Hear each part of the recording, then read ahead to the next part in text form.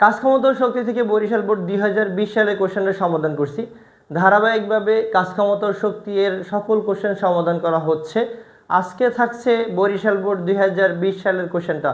2020 সালের কোশ্চেনটা আমরা একটু দেখি। উদ্দীপকটা ছিল একটা নির্দিষ্ট উচ্চতা থেকে বস্তুটাকে বিনা বাধায় পড়তে দেওয়া হলো, অর্থাৎ 50 মিটার উচ্চতা থাকে এ বিন্দু, 50 মিটার উচ্চতা অর্থাৎ এ বিন্দু থেকে একটি বস্তুকে বিনা বাধায় পড়তে দেওয়ায় বস্তুটা বি বিন্দুতে যখন পৌঁছায় তখন 1960 জুল গতিশক্তি প্রাপ্ত হয়।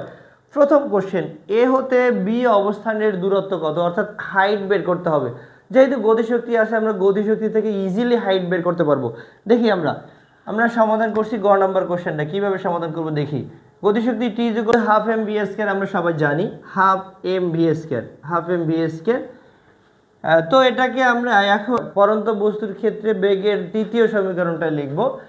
V square is equal two লেখা যায় ইউ স্কয়ার প্লাস 2gh। আমরা জানি মুক্তভাবে পরন্ত বস্তুর আদি বেগ থাকে না, তাহলে এটা হবে 2gh, অর্থাৎ ইউ এর মানটা থাকবে না, হাফ টু কেটে দিতে পারি, তাহলে টি অর্থাৎ টি ইজ ইকুয়াল টু হচ্ছে mgh। তো আমরা যদি এখান থেকে এইচ এর মান বের করতে চাই তাহলে টি ভাগ হবে mg।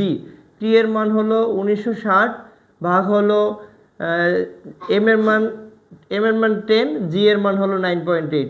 তো এখান থেকে আমরা কত পাই একটু দেখি।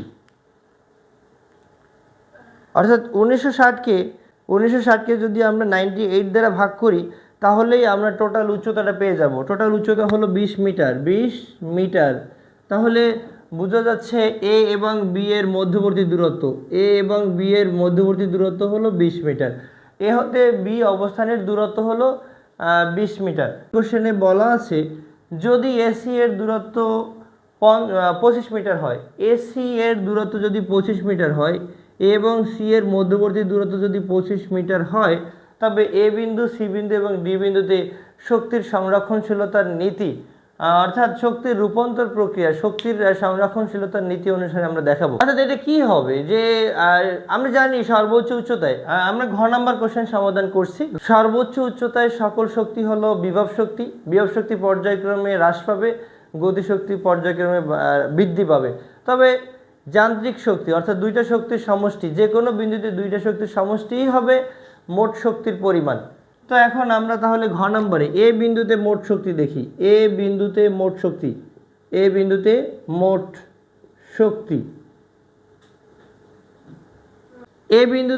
শক্তি ইএ ইকুয়াল হবে গতিশক্তি প্লাস হলো বিভব শক্তি। গতিশক্তি হলো হাফ এম ভি স্কয়ার, বিভব শক্তি হলো mgh।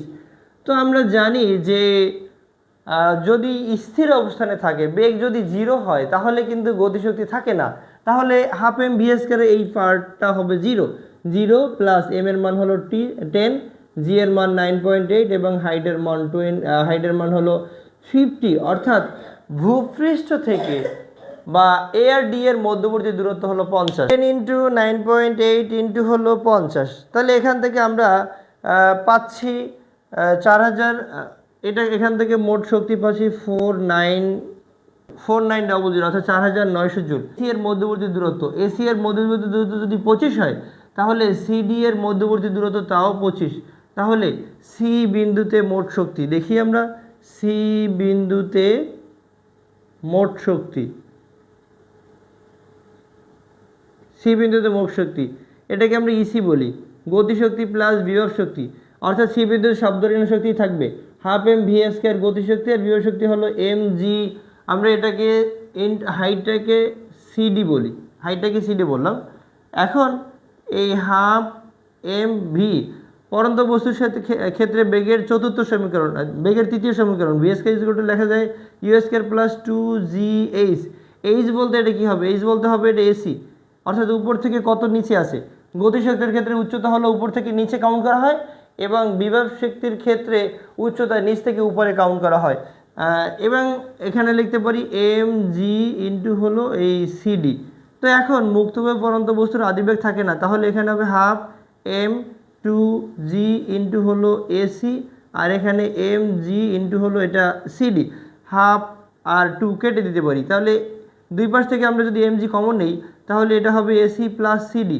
তো ফাইনালি আমরা লিখতে পারি এম জি মানে টোটাল উচ্চতাটা, মানে এই হাইট অর্থাৎ 50 মিটার উচ্চতাকে আমরা এইচ ধরে নিলাম, তাহলে এম জি এইচ, এম এর মান হলো 10, জি এর মান 9.8 এবং হাইট এর মান ঠিক একইভাবে ওই 85। তাহলে আমরা আবারও ওই 4900 জুল পাবো।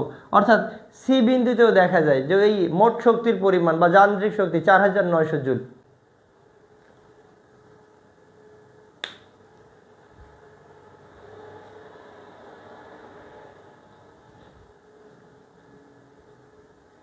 এবারে আমরা শেষ পার্ট দেখব যে আসলে ডি বিন্দুতে এ এবং সি বিন্দুতে যে শক্তি হয়েছে সেই শক্তি কি হয়, তাহলে এটা বলা যায় যে শক্তির নিত্যতা অনুসরণ করে। তো আমরা দেখি যে জাস্ট ডি বিন্দুতে মোট শক্তি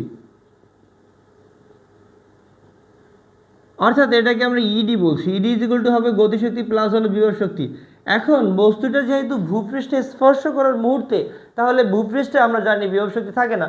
বিভব শক্তি যেহেতু থাকে না, তাহলে ভি জিরো হবে। তাহলে টোটাল শক্তি হবে গতিশক্তি হাফ এম ভি স্কয়ার, আর এটা তো জিরোই হবে, half M V square, half into M into V এর মান। ভি হলো পরন্ত বস্তুর ক্ষেত্রে বেগের তৃতীয় সমীকরণ। V square is equal to হবে U square plus 2g total উচ্চতা, অর্থাৎ এ সি এর মধ্যবর্তী দূরত্বকে আমরা এইসি বলবো।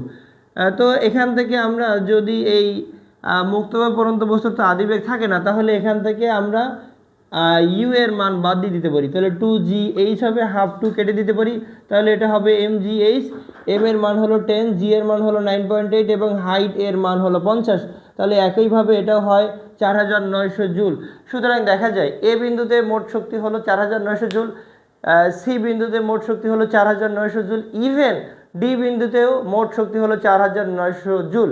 মুক্তভাবে পরন্ত বস্তুর ক্ষেত্রে সকল বিন্দুতে মোট শক্তি অপরিবর্তনীয় থাকে, অর্থাৎ শক্তির সংরক্ষণশীলতার নীতি বা নিত্যতা মেনে চলে।